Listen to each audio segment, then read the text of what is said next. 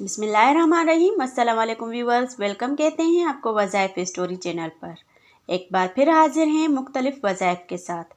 आज का पहला वजीफ़ा है दुश्मन से हिफाजत। नमाज फ़जर फ़र्ज़ और सुन्नत के दरमियान 40 बार सूरह फातिहा अव्वल व आखिर 3 बार दुरूद शरीफ पढ़ने से दुश्मन से हिफाजत होगी। आज का दूसरा वजीफ़ा है उन औरतों के लिए जिन्हें डिलीवरी के दौरान शदीद तकलीफ हो, अगरचे बच्चा ना होता हो और दर्द बहुत शदीद हो।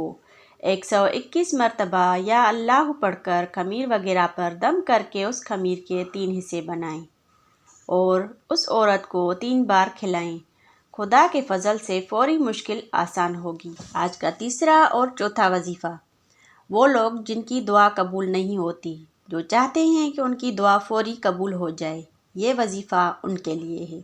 हज़रत शेख अब्दुल कादिर जीलानी रहमतुल्लाह अलैह ने हज़रत अली रज़ी अल्लाह अन्हा से रिवायत की है कि वो नाम के जिसके साथ दुआ की जाए अल्लाह ताला कबूल फरमाए और जब उसके साथ मांगा जाए तो वो अता फरमाए, और वो याजुल जलाले वल इकराम है।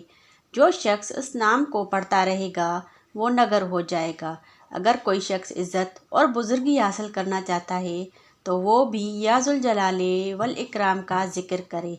याजुल जलाले वल इकराम का ज़िक्र करने से इज़्ज़त और बुज़ुर्गी हासिल होती है। आज का आखिरी वजीफ़ा उन लोगों के लिए जो जन्नत के ख्वाहिशमंद हैं, जो चाहते हैं कि मरते ही जन्नत में चले जाएं। ये वजीफ़ा उनके लिए जन्नत की बशारत है।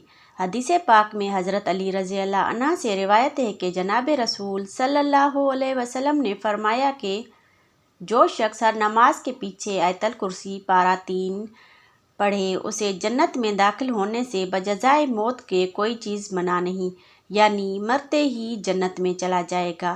आयतल कुर्सी पढ़ने का तरीका ये है कि हर फ़र्ज़ नमाज के पीछे आयतल कुर्सी पढ़ी जाए, यानी फ़र्ज़ के फौरी बाद आयतल कुर्सी पढ़ें।